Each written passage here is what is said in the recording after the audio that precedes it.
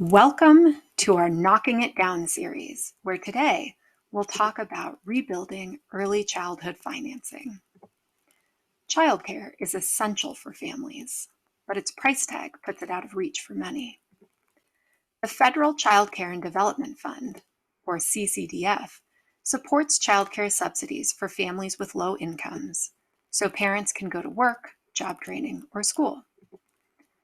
States use CCDF funds to reimburse childcare providers for eligible children's tuition, though families often have to contribute some amount as a copayment. Though a lifeline for many families, there are three fundamental problems with how childcare subsidies are structured. First, provider reimbursement rates are set far too low. Subsidy reimbursements are based on how much providers charge families. But most childcare providers set their tuition rates much lower than the true cost of optimal childcare because families simply wouldn't be able to afford it.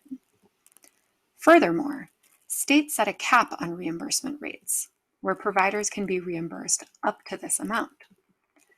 Federal guidance recommends that this is no lower than the 75th percentile of market rates, meaning that with a subsidy, families could access 75% of providers in their area. But this means a quarter of providers would operate at a loss by accepting subsidies.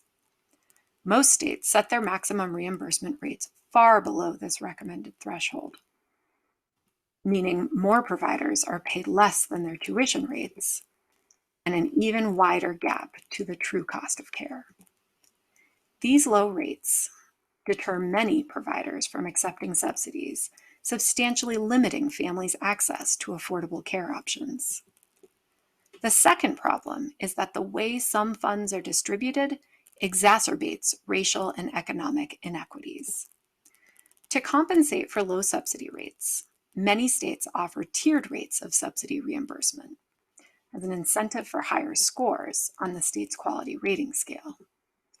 However, many of the standards a program needs to meet to earn a higher score are costly to implement.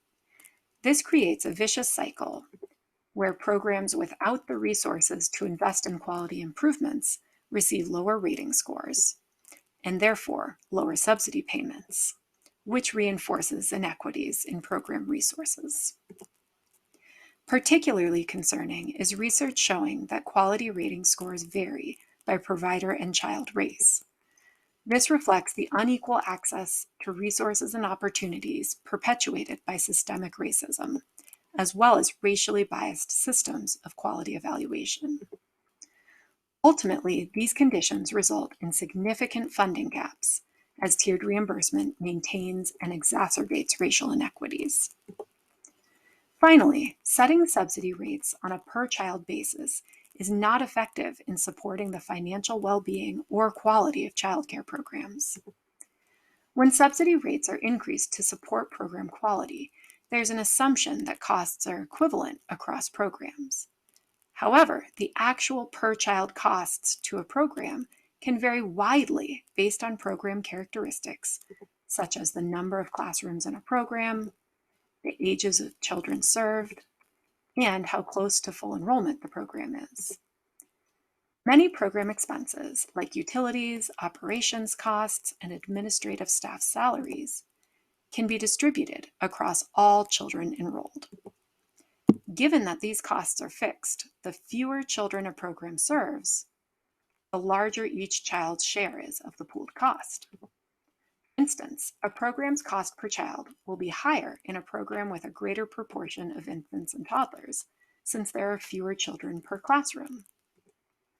Thus, even when offering the same level of services, subsidy dollars will go further in some programs than others, penalizing programs that are smaller, serve more infants and toddlers, and are under-enrolled. Lastly, the impact of higher per-child reimbursement rates depends on the proportion of children receiving subsidies. A program cannot truly operate at the cost of quality unless all children enrolled are funded at the cost of quality. America's childcare system is broken, and although CCDF is well positioned to strengthen the foundation of childcare financing, It's currently falling short of its promise. In addition to the unequivocal need to increase funding for CCDF, we must also reimagine how it is structured to provide more equitable and effective supports for families and childcare providers.